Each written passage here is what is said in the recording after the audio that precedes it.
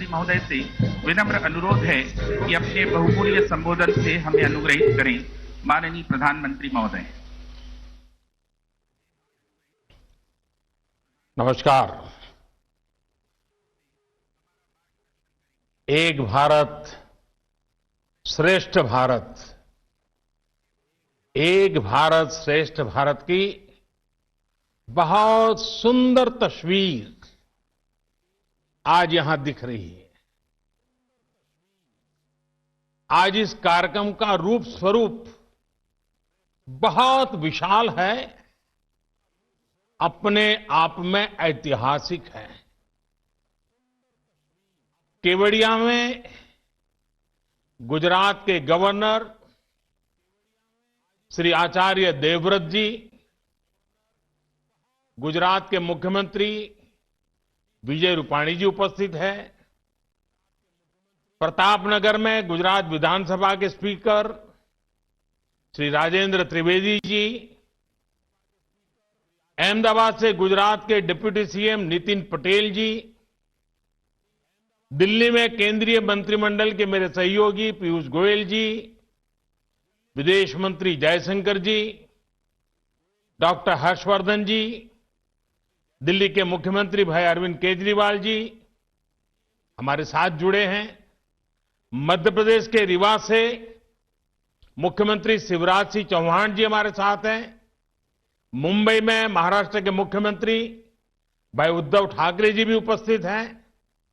वाराणसी से यूपी के मुख्यमंत्री योगी आदित्यनाथ जी हमारे साथ जुड़े हैं। इनके अलावा तमिलनाडु समेत अन्य राज्य सरकारों के माननीय मंत्रीगण, सांसदगण, विधायकगण भी आज इस विशाल कार्यक्रम में हमारे साथ है। और सबसे बड़ी खुशी की बात है कि आज आणंद में सरदार वल्लभ भाई पटेल के बृहत परिवार के अनेक सदस्य भी आज हमें आशीर्वाद देने के लिए आए हैं। आज कला जगत के अनेक वरिष्ठ कलाकार, खेल जगत के अनेक सितारे, वे भी बहुत बड़ी मात्रा में इस कार्यक्रम के साथ जुड़े हैं और इन सभी के साथ हमें आशीर्वाद देने के लिए आए हुए ईश्वर का स्वरूप जैसे हमारी जनता जनार्दन, हमारे प्यारे भाई और बहनों, हमारे सभी भारत के उज्जवल भविष्य का प्रतिनिधित्व करने वाले बालकगण, आप सभी का बहुत बहुत अभिनंदन।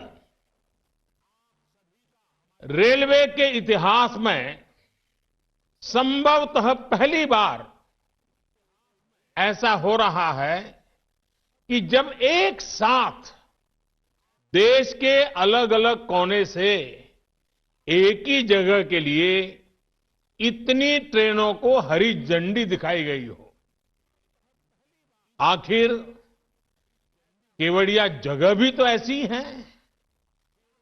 इसकी पहचान देश को एक भारत श्रेष्ठ भारत का मंत्र देने वाले, देश का एकीकरण करने वाले सरदार पटेल की दुनिया की सबसे ऊंची प्रतिमा से, स्टैच्यू ऑफ यूनिटी से है, सरदार सरोवर बांध से है। आज का ये आयोजन सही मायने में भारत को एक करती भारतीय रेल के विजन और सरदार वल्लभ भाई पटेल के मिशन दोनों को परिभाषित कर रहा है। और मुझे इस बात की खुशी है कि इस कार्यक्रम में अलग अलग राज्यों से इतने जनप्रतिनिधि भी मौजूद हैं। मैं आप सभी का आभार व्यक्त करता हूं। आज केवड़िया के लिए निकल रही ट्रेनों में एक train Puratchi Thalaivar doctor MG Ramachandran central railway station से भी आ रही है। ये भी सुखद संयोग है कि आज भारत रत्न एमजीआर की जयंती भी है। एमजीआर ने फिल्म स्क्रीन से लेकर पॉलिटिकल स्क्रीन तक लोगों के दिलों पर राज किया था। उनका जीवन, उनकी पूरी राजनीतिक यात्रा गरीबों के लिए समर्पित थी। गरीबों को सम्मानजनक जीवन मिले, इसके लिए उन्होंने निरंतर काम किया था। भारत रत्न एमजीआर के इन आदर्शों को पूरा करने के लिए आज हम सब प्रयास कर रहे हैं। कुछ साल पहले ही देश ने उनके सम्मान में चेन्नई सेंट्रल रेलवे स्टेशन का नाम बदलकर एमजीआर के नाम पर किया था। मैं भारत रत्न एमजीआर को नमन करता हूं, उन्हें श्रद्धांजलि देता हूं। साथियों, आज केवड़िया का देश की हर दिशा से सीधी रेल कनेक्टिविटी से जुड़ना पूरे देश के लिए एक अद्भुत क्षण है। हमें गर्व से भरने वाला पल है। थोड़ी देर पहले चेन्नई के अलावा वाराणसी, रीवा, दादर और दिल्ली से केवड़िया एक्सप्रेस और अहमदाबाद से जनशताब्दी एक्सप्रेस केवड़िया के लिए निकली है। इसी तरह केवड़िया और प्रतापनगर के बीच भी मेमू सेवा शुरू हुई है। डभोई चांदोद रेल लाइन का चौड़ीकरण और चांदोद केवड़िया के बीच की नई रेल लाइन अब केवड़िया की विकास यात्रा में नया अध्याय लिखने जा रही है। और आज जब इस रेलवे के कार्यक्रम से मैं जुड़ा हूं, तो कुछ पुरानी स्मृतियां भी ताजा हो रही है। बहुत कम लोगों को मालूम होगा कि बड़ौदा और डभोई के बीच में नैरोगेज रेलवे चलती थी। मुझे अक्सर उसमें यात्रा करने का अवसर रहता था। माता नर्मदा के प्रति मेरा एक जमाने में बड़ा विशेष आकर्षण रहता था। मेरा आना जाना होता था। जीवन के कुछ पल मां नर्मदा की गोद में बिताता था। और उस समय इस नैरोगेज ट्रेन से हम चलते थे। और ये नैरोगेज ट्रेन का मजा ये था कि आप उसकी स्पीड इतनी धीमी होती थी, कहीं पर भी उतर जाइए, कहीं पर भी उसमें चढ़ जाइए, बड़े आराम से। इवन कुछ पल तो आप साथ साथ चले तो ऐसा लगता है कि आपकी स्पीड ज्यादा है। तो मैं भी कभी इसका मजा लूटता था, लेकिन आज अब वो ब्रॉड गेज में कन्वर्ट हो रहा है। इस रेल कनेक्टिविटी का सबसे बड़ा लाभ स्टैच्यू ऑफ यूनिटी देखने आने वाले टूरिस्टों को तो मिलेगा ही। ये कनेक्टिविटी केवड़िया के आदिवासी भाई बहनों का जीवन भी बदलने जा रही है। ये कनेक्टिविटी सुविधा के साथ साथ रोजगार और स्वरोजगार के नए अवसर भी लेकर आएगी। ये रेल लाइन मां नर्मदा के तट पर बसे करनाली, पोइचा और गरुड़ेश्वर जैसे आस्था से जुड़े महत्वपूर्ण स्थानों को भी कनेक्ट करेगी। और ये बात सही है, ये पूरा क्षेत्र एक प्रकार से स्पिरिचुअल वाइब्रेशन से भरा हुआ क्षेत्र है। और इस व्यवस्था के कारण जो आमतौर पर आध्यात्मिक गतिविधि के लिए यहां आते हैं, उनके लिए तो बहुत ही एक प्रकार था, ये बहुत बड़ी भेंट सौगात है। भाइयों और बहनों, आज केवड़िया गुजरात के सुदूर इलाके में बसा एक छोटा सा ब्लॉक नहीं रह गया है, बल्कि केवड़िया विश्व के सबसे बड़े टूरिस्ट डेस्टिनेशन के रूप में आज उभर रहा है। स्टैच्यू ऑफ यूनिटी देखने के लिए अब स्टैच्यू ऑफ लिबर्टी से भी ज्यादा टूरिस्ट पहुंचने लगे हैं। अपने लोकार्पण के बाद करीब करीब 50 लाख लोग स्टैच्यू ऑफ यूनिटी को देखने आ चुके हैं। कोरोना में महीनों तक सब कुछ बंद रहने के बाद अब एक बार फिर केवड़िया में आने वाले टूरिस्टों की संख्या तेजी से बढ़ रही है। एक सर्वे में अनुमान लगाया गया है कि जैसे जैसे कनेक्टिविटी बढ़ रही है, भविष्य में हर रोज 1 लाख तक लोग केवड़िया आने लगेंगे। साथियों, छोटा सा खूबसूरत केवड़िया इस बात का बेहतरीन उदाहरण है कि कैसे प्लान तरीके से पर्यावरण की रक्षा करते हुए इकोनॉमी और इकोलॉजी दोनों का तेजी से विकास किया जा सकता है। यहां इस कार्यक्रम में उपस्थित बहुत से गणमान्य लोग शायद केवड़िया नहीं गए होंगे, लेकिन मुझे विश्वास है कि एक बार केवड़िया की विकास यात्रा देखने के बाद आपको भी अपने देश की इस शानदार जगह को देख करके गर्व होगा। साथियों, मुझे याद है जब शुरू में केवड़िया को दुनिया का बेहतरीन फैमिली टूरिस्ट डेस्टिनेशन बनाने की बात की जाती थी, तो लोगों को यह सपना ही लगता था। लोग कहते थे ये संभव ही नहीं है, हो ही नहीं सकता। इस काम में तो अनेकों दशक लग जाएंगे। खैर, पुराने अनुभव के आधार पर उनकी बातों में तर्क भी था। न केवड़िया जाने के लिए चौड़ी सड़कें, न उतनी स्ट्रीट लाइटें, न रेल, न टूरिस्टों को रहने के लिए बेहतर इंतजाम।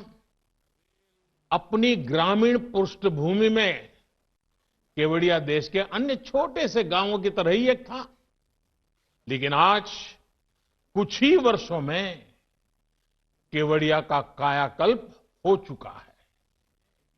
केवड़िया पहुंचने के लिए चौड़ी सड़कें हैं, रहने के लिए पूरा टेंट सिटी है, अन्य अच्छे इंतजाम हैं, बेहतरीन मोबाइल कनेक्टिविटी है, अच्छे अस्पताल हैं। कुछ दिन पहले सी प्लेन की सुविधा शुरू हुई है और आज देश के इतने सारे रेल रूट से केवड़िया एक साथ जुड़ गया है। ये शहर एक तरह से कंप्लीट फैमिली पैकेज के रूप में सेवाएं दे रहा है। स्टैच्यू ऑफ यूनिटी और सरदार सरोवर बांध की भव्यता, उनकी विशालता का एहसास आप केवड़िया पहुंचकर ही कर सकते हैं। अब यहां सैकड़ों एकड़ में फैला सरदार पटेल जूलॉजिकल पार्क है, जंगल सफारी है। एक तरफ आयुर्वेद और योग पर आधारित आरोग्य वन है, तो दूसरी तरफ पोषण पार्क है। रात में जगमगाता ग्लो गार्डन है, तो दिन में देखने के लिए कैक्टस गार्डन और बटरफ्लाई गार्डन है। टूरिस्टों को घुमाने के लिए एकता क्रूज है, तो दूसरी तरफ नौजवानों को साहस दिखाने के लिए राफ्टिंग का भी इंतजाम है। यानी बच्चे हो, युवा हो या बुजुर्ग, सभी के लिए है, बहुत कुछ है। बढ़ते हुए पर्यटन के कारण यहां के आदिवासी युवाओं को रोजगार मिल रहा है। यहां के लोगों के जीवन में तेजी से आधुनिक सुविधाएं पहुंच रही है। कोई मैनेजर बन गया है, कोई कैफे ओनर बन गया है, कोई गाइड का काम करने लगा है। मुझे याद है जब मैं जूलॉजिकल पार्क में पक्षियों के लिए विशेष एवेरी डॉम गया था, तो वहां एक स्थानीय महिला गाइड ने बहुत विस्तार से मुझे जानकारी दी थी। इसके अलावा केवड़िया की स्थानीय महिलाएं उनको हैंडीक्राफ्ट के लिए बनाए गए विशेष एकता मॉल में अपने सामान की बिक्री का मौका मिल रहा है। मुझे बताया गया है कि केवड़िया के आदिवासी गांवों में 200 से ज्यादा रूम्स की पहचान करके उन्हें टूरिस्ट के होम स्टे के तौर पर विकसित किया जा रहा है। भाइयों और बहनों, केवड़िया में जो रेलवे स्टेशन भी बनाया गया है, उसमें भी सुविधा के साथ साथ टूरिज्म का ध्यान रखा गया है। यहां ट्राइबल आर्ट गैलरी और एक व्यूइंग गैलरी भी बनाई जा रही है। इस व्यूइंग गैलरी से पर्यटक स्टैच्यू ऑफ यूनिटी को देख पाएंगे। साथियों, इस प्रकार के लक्ष्य और लक्ष्य केंद्रित प्रयास भारतीय रेल के बदलते स्वरूप का भी प्रमाण है। भारतीय रेल पारंपरिक सवारी और मालगाड़ी वाली अपनी भूमिका निभाने के साथ ही हमारे प्रमुख टूरिस्ट और आस्था के जुड़े सर्किट को भी सीधी कनेक्टिविटी दे रही है। अब तो अनेक रूट्स पर विस्टाडोम वाले कोचेज भारतीय रेल की यात्रा को और आकर्षक बनाने वाले हैं। अहमदाबाद केवड़िया जनशताब्दी एक्सप्रेस भी उन ट्रेनों में से होगी जिसमें विस्टाडोम कोच की सुविधा मिलेगी। साथियों, बीते वर्षों में देश के रेल इंफ्रास्ट्रक्चर को आधुनिक बनाने के लिए जितना काम हुआ है, वो वाकई अभूतपूर्व है।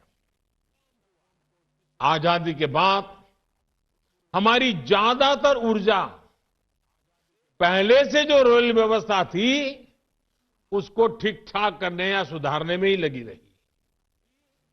उस दौरान नई सोच और नई टेक्नोलॉजी पर फोकस कम ही रहा। ये अप्रोच बदली जानी बहुत जरूरी थी और इसलिए बीते सालों में देश में रेलवे के पूरे तंत्र में व्यापक बदलाव करने के लिए काम किया। ये काम सिर्फ बजट बढ़ाना, घटाना, नई ट्रेनों की घोषणाएं करना, यहां तक सीमित नहीं रहा। ये परिवर्तन अनेक मोर्चों पर एक साथ हुआ है।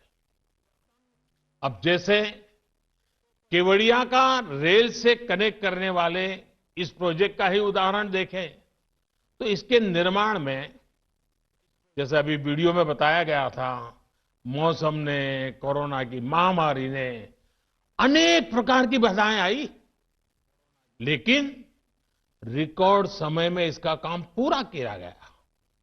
और जिस नई निर्माण टेक्नोलॉजी का इस्तेमाल अब रेलवे कर रही है, उसने इसमें बहुत मदद की। इस दौरान ट्रैक से लेकर पुलों के निर्माण तक नई तकनीक पर फोकस किया गया। स्थानीय स्तर पर उपलब्ध संसाधनों का उपयोग किया गया। सिग्नलिंग के काम को तेज करने के लिए वर्चुअल मोड के जरिए टेस्ट किए गए, जबकि पहले की अगर स्थितियों में ऐसी रुकावटें आने पर अक्सर ऐसे प्रोजेक्ट लटक जाते थे। साथियों, डेडिकेटेड फ्रेट कॉरिडोर का प्रोजेक्ट भी हमारे देश में पहले जो तौर तरीके चल रहे थे, उसका एक उदाहरण ही मान लीजिए। पूर्वी और पश्चिमी डेडिकेटेड फ्रेट कॉरिडोर के एक बड़े सेक्शन का लोकार्पण कुछ ही दिन पहले मुझे करने का मौका मिला। राष्ट्र के लिए बहुत जरूरी इस प्रोजेक्ट पर 2006 से लेकर 2014 तक, यानी लगभग 8 सालों में सिर्फ कागजों पर ही काम हुआ। 2014 तक 1 किलोमीटर ट्रैक भी नहीं बिछाया था। अब अगले कुछ महीनों में कुल मिलाकर के 1100 किलोमीटर का काम पूरा होने जा रहा है। साथियों, देश में रेल नेटवर्क के आधुनिकीकरण के साथ ही आज देश के उन हिस्सों को रेलवे से कनेक्ट किया जा रहा है जो अभी कनेक्टेड नहीं थे। आज पहले से कहीं ज्यादा तेजी के साथ पुराने रेल रूट का चौड़ीकरण और बिजलीकरण किया जा रहा है। रेल ट्रैक को ज्यादा स्पीड के लिए सक्षम बनाया जा रहा है। यही कारण है कि आज देश में सेमी हाई स्पीड ट्रेन चलाना संभव हो रहा है और हम हाई स्पीड ट्रैक और टेक्नोलॉजी की तरफ तेजी से आगे बढ़ रहे हैं। इस काम के लिए बजट को कई गुना बढ़ाया गया है। यही नहीं, रेलवे एनवायरमेंट फ्रेंडली भी हो, ये भी सुनिश्चित किया जा रहा है। केवड़िया रेलवे स्टेशन भारत का पहला ऐसा स्टेशन है जिसको शुरुआत से ही ग्रीन बिल्डिंग के रूप में सर्टिफिकेशन मिला है।